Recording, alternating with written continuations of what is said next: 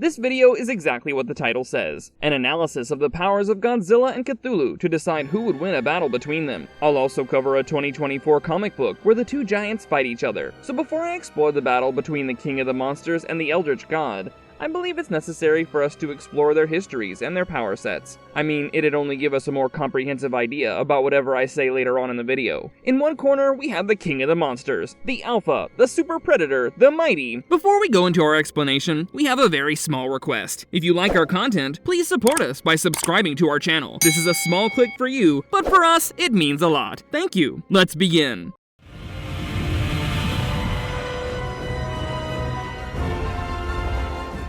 Godzilla! Godzilla's origin story has more versions than a comic book multiverse. I'm not even kidding. The thing with Godzilla is that each film adds its own twist to the tale of this gigantic lizard with an attitude problem. So there's like multiple versions of the big guy. In the original 1914 film, Godzilla is a prehistoric reptile awakened and seriously annoyed by an American hydrogen bomb test. Dr. Yamane theorizes that Godzilla was peacefully snoozing deep underwater with his prehistoric pals, munching on deep-sea snack, before a big H-bomb ruined his day. Official artwork even shows him with his monster buddies before the explosion turns them into toast, which leaves Godzilla both crispy and cranky. After the original Godzilla meets his demise, Dr. Yamane warns that other Godzillas might be lurking, ready to be woken up by more nuclear nonsense. This is when we move to the Showa era, where a second Godzilla appears less than a year later, teams up with Anguirus, and stars in films until Terra of Mechagodzilla. The Heisei era introduced Godzilla as a Godzillasaurus, a dinosaur that survived the mass extinction on Lagos Island. This overachieving reptile gets a nuclear makeover,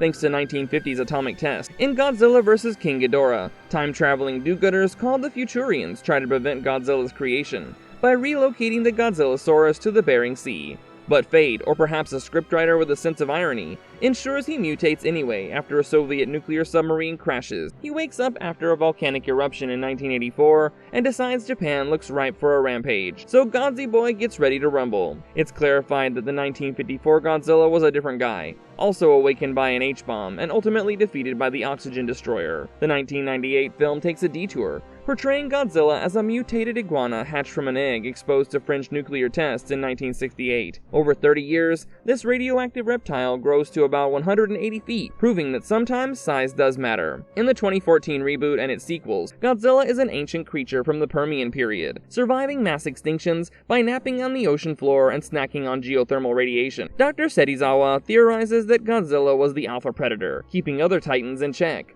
a sort of scaly bouncer of Earth's ecosystem. Ancient murals depict humans worshipping him and other titans. He even teams up with Mothra to take down King Ghidorah, sealing the three-headed menace beneath Antarctic ice. Teamwork makes the dream work, even for monsters. Shin Godzilla offers a fresh take, and portrays Godzilla as a prehistoric sea creature mutated by nuclear waste in the 1950s. Over 6 decades, he rapidly evolves, sprouts arms and legs, and decides to take a stroll through downtown Tokyo. In fact, the anime and Godzilla Minus One also have their own versions of the king. Speaking of his abilities and strength, Godzilla does not only rely on his size to make an impact, he's got a whole suite of jaw-dropping abilities. His most talked about and documented power is the atomic breath, a laser-like beam of nuclear energy he unleashes from his jaws. It's basically blue or red radioactive energy. Special effects teams have had a field day with this over the years, using everything from gas-powered flames to flashy computer graphics. Godzilla is amphibious and enjoys long swims in the ocean's depth, thanks to gill-like pores that let him breathe underwater. He's described as a link between marine and land reptiles, making him the ultimate crossover species. His durability is off the charts. Conventional weapons are about as effective on him as throwing pebbles at a tank. Surviving nuclear explosions is not even a problem for him,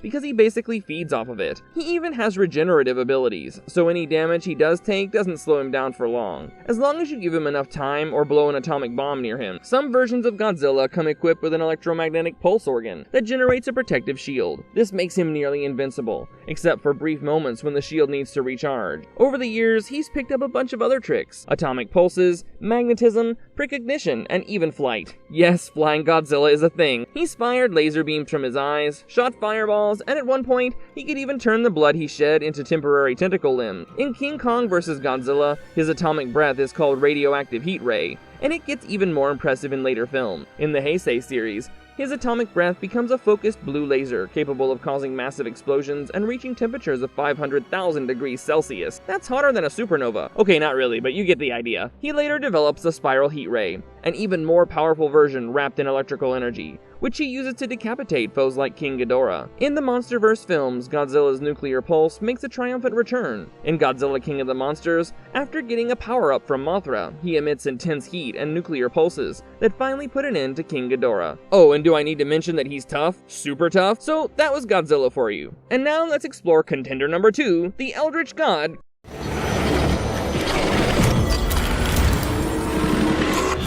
Cthulhu. Cthulhu is an ancient extraterrestrial being who arrived on Earth during the Paleozoic era, and brought along his star-spawn friend. In some stories, there's confusion about his relation to the Old One. For example, the Necronomicon suggests that while Cthulhu is related to them, he can only spy them dimly, making him more like a distant cousin than immediate family. This implies that Cthulhu and entities like Yog-Sothoth might share some cosmic DNA, but aren't exactly twin. In At the Mountains of Madness, a group of explorers in Antarctica discovers an ancient city built by crinoid-like creatures called Elder Things. These Elder Things had a colossal turf war with Cthulhu and his starspawn. Initially, Cthulhu and his kind drove the Elder Things back into the sea. However, they later made peace. The land went to Cthulhu, and the sea remained with the Elder Thing. But when the Pacific land sank, which also took Cthulhu's sunken city of Urlier with them, the Elder Things regained their planetary dominance. William Dyer, one of the Antarctic explorers, notes that Cthulhu's lot seemed composed of even stranger stuff than the Elder Thing, capable of mind-bending transformation. He speculates they might hail from even more remote parts of the universe. Or perhaps the Elder Things just spread that rumor to explain their occasional defeat. In The Whisperer of Darkness, it's hinted that Cthulhu is worshipped by the alien Migo race, who might share his mysterious material composition. Cthulhu is described in detail thanks to various stories, crafted by those who've dreamt of him. Or perhaps just had too much seafood. One artist, Henry Anthony Wilcox, sculpted a figure that seemed like an octopus, a dragon, and a distorted human all had a mishap in a teleportation device. Picture a squishy tentacle head atop a scaly body with underdeveloped wings. Not exactly Miss Universe material. In one encounter, a ship named Alert rammed into Cthulhu, which caused him to burst like an overinflated balloon into a blinding green mist. So he's not exactly durable. Having said that, Cthulhu started reassembling himself almost immediately. Turns out, destroying Cthulhu's body is about as effective as cutting a worm in half. He just keeps coming back. Even atomic bombs are merely a mild inconvenience to him, as some stories suggest he can survive nuclear detonation. In Robert Bloch's Strange Eons, his body gets obliterated by a nuke, but he simply reincarnates elsewhere. Permanent death? Not in Cthulhu's vocabulary, so it's really difficult to kill him. Shapeshifting is another trick up his non-existent sleeve. In At the Mountains of Madness, it's revealed that Cthulhu and his starspawn are made of some otherworldly matter, allowing them to transform in ways that would make a contortionist jealous. They can undergo changes and reintegrations impossible for ordinary life forms. Some speculate he can even exist as a gas and seep through solid rock. Physically, Cthulhu is no slouch either. Cultist Castro mentions that Cthulhu and his crew are telepathic, knowing everything happening in the universe. They communicated with early humans by molding their dreams, which is a fancy way to say they gave us all nightmares and started a cult. Interestingly, Cthulhu is often referred to as a priest of the Great Old One, although definitions vary widely in Lovecraft's mythos. When a piece of Urlier resurfaced in 1925, sensitive individuals worldwide experience panic, mania, and downright eccentric behavior. Artifacts play a significant role too. Statuettes of Cthulhu can act like cosmic antennas, allowing him to manifest physically or mentally through them. This isn't limited to space rocks. Even wooden idols carved on Earth can do the trick. In August Derleth's addition to the mythos, Cthulhu gets an elemental makeover, associated with water, and he was called the leader of the water elementals. This puts him at odds with air elementals like Hastur the Unspeakable. And that was Cthulhu. Now we're done with the descriptions. Let's take a look at who won the battle when Cthulhu and Godzilla faced each other in the 2024 comic titled Godzilla vs. Cthulhu, A Death May Die, 2024. At Deer Island Prison in Boston Harbor, inmate and cult leader Kurt Metzger discovers that fellow prisoner Mike Kozlov is a spy. Furious, he attacks Kozlov with a pipe. Metzger boasts that he and his followers, the Nightmare Children, commanded by the outer god Azathoth, and aided by their patron Sathagwa, will soon end the world. Despite the beating, Kozlov refused to reveal who sent him, and Metzger leaves him unconscious. Kozlov awakens under the care of Stella, who's undercover as the prison doctor. He informs her that Metzger, a former intelligence agent from World War I, plans to awaken a monstrous entity, the Great Old One Cthulhu. Deep beneath the sea, Cthulhu's eyes begin to open, aware that the Nightmare Children's plans are close to being exposed. Metzger accelerates his scheme. He prepares his followers for a massive sacrifice, the entire city of Boston. They rejoice as Cthulhu rises from the sunken city of Earlier. Stella contacts Sandra, another member of their network. Sandra senses Cthulhu moving along the ocean floor, growing stronger as he consumes the sea's energy. Dead fish start floating to the surface near her boat. As they grapple with how to stop this looming threat, Cthulhu's awakening disturbs the underwater slumber of Godzilla. The legendary creature awakens and lets out a mighty roar. From the prison, Kozlov and Stella watch as Cthulhu rises from Boston Harbor. Kozlov tries to comfort her, saying they did their best to stop this. Stella responds that if history survives, it will condemn them for not trying harder. Nearby, Godzilla's dorsal fin breaks the surface near Sandra's boat. Sandra reports his approach to Stella while following the massive creature. Two biplanes attack Cthulhu with grenades, but their efforts are useless. In retaliation, Cthulhu summons an army of monsters, fishers from outside, a Dole, and Gaioth. A red lightning shoots from his body, striking buildings. He grabs civilians with his tentacles as soldiers fire at him in vain. Suddenly, a boat crashes into Cthulhu's head, sending him tumbling into Quincy Market. Godzilla reveals himself as the military pulls back. With a swing of his tail, he defeats Cthulhu's minions. Stella contacts the general, requesting the deployment of experimental XA airships armed with atom smasher cannon. These airships launch as Cthulhu wraps his tentacles around Godzilla and strikes him with energy blades. Godzilla punches Cthulhu in the face, knocking him off balance, then tears off one of his wings. Cthulhu unleashes a psychic blast, causing illusions of other giant monsters, Mothra and King Ghidorah, to appear and attack Godzilla. These visions disappear when the airships open fire. The Atom Smasher cannons knock Godzilla to the ground, leaving him bleeding, but have no effect on Cthulhu. As Cthulhu walks away, seemingly victorious, Godzilla rises again. He has absorbed the energy from the Atom Smasher beam. Now empowered, he releases a powerful orange blast of atomic breath at Cthulhu. The wounded Great Old One stands motionless after the attack. Metzger pleads with Azathoth for forgiveness for their failure. Sathothwa appears behind him and tells him that the god is neither merciful nor forgiving, then kills him. In the aftermath, Kozlov is uncertain about Godzilla's fate, but considers him a hero for saving the world from Cthulhu's destruction. Godzilla returns to his underwater lair. Now it's very clear who the more powerful of these two is, according to A Death May Die. But why not make our own assessment, now that we have ample knowledge about the two monsters? Who would win this ultimate showdown? Godzilla's powers and abilities vary greatly across different storylines, so in order to make a fair comparison, we'll consider their oldest and most iconic version, Showa-era Godzilla and Lovecraft's original depiction of Cthulhu. In Lovecraft's works, Cthulhu is both more and less powerful than people think. The Great Old Ones, like Cthulhu, don't inherently drive people insane. The madness in Lovecraft's stories comes from the existential dread and nihilism that humans feel when they realize the insignificance of humanity in the universe. Lovecraft exaggerated this effect. We now understand that such revelations don't typically cause insanity. Showa Godzilla's personality ranges from animalistic to that of a friendly but not so bright hero. He struggles with complex concepts, so the nihilistic insights that might unhinge a human wouldn't affect him. Therefore, the usual madness associated with encountering Cthulhu wouldn't be a problem for this version of Godzilla. However, Cthulhu possesses incredible psionic powers, limited only by water. Cthulhu can override an individual's identity, effectively absorbing them into himself. In the stories, it's suggested that if Cthulhu fully awakens, he could exert his control on a global scale. His non-material presence might extend far beyond his physical form,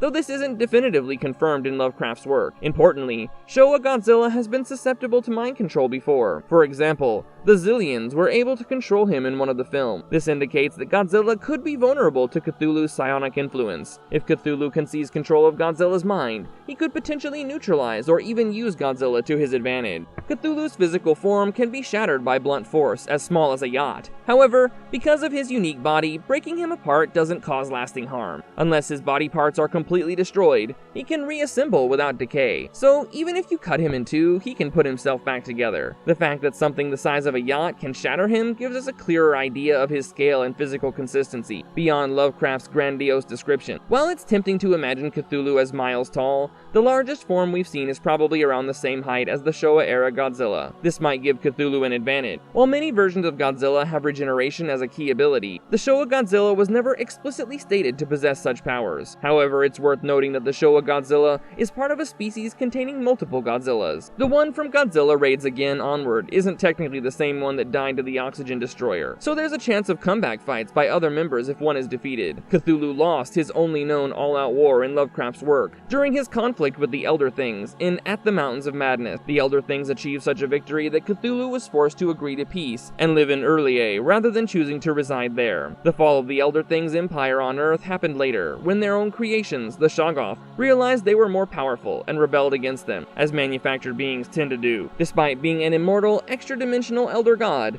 Cthulhu had to sue for peace with the Elder Thing, who overpowered him without resorting to extra-dimensional tricks. Interestingly, the Oxygen Destroyer used against Godzilla is eerily similar to the weapons the Elder Things had. Their weaponry doesn't seem to far exceed the standard power level of Godzilla's atomic breath. Since the Elder Things defeated Cthulhu through brute force rather than metaphysical manipulation, this suggests that Godzilla could potentially harm Cthulhu as well. The outcome of a clash between Godzilla and Cthulhu would largely depend on the setting. Underwater, Godzilla holds a significant advantage. Cthulhu's most powerful weapon is notably weakened in aquatic environment, which means Godzilla can attack him with greater ease. Conversely, in a desert setting, the battle would likely favor Cthulhu. Godzilla would need to deal substantial damage quickly before Cthulhu could take control of his mind. We don't have an exact measure of how fast Cthulhu can perform this mental takeover, but it's reasonable to assume that Godzilla wouldn't have much time to prevent it.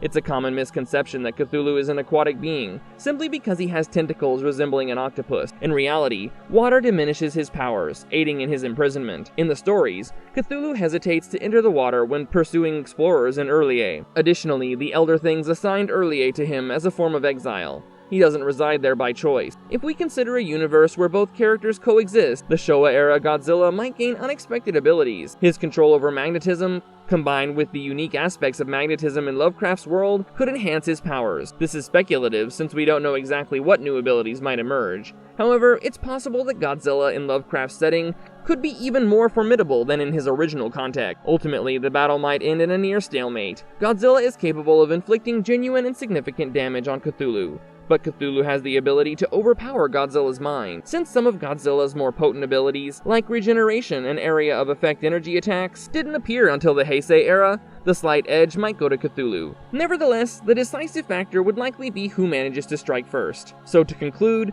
personally, I would side with Godzilla as the victor. However, when examining what each character is shown and stated to be capable of, they're probably on equal footing. Thanks for considering my perspective on this epic hypothetical showdown. But what do you think? What's your opinion about the potential winner? And if you liked our content, don't forget to leave a like and subscribe to us if you haven't already. Have a good one and be safe. Thanks everyone!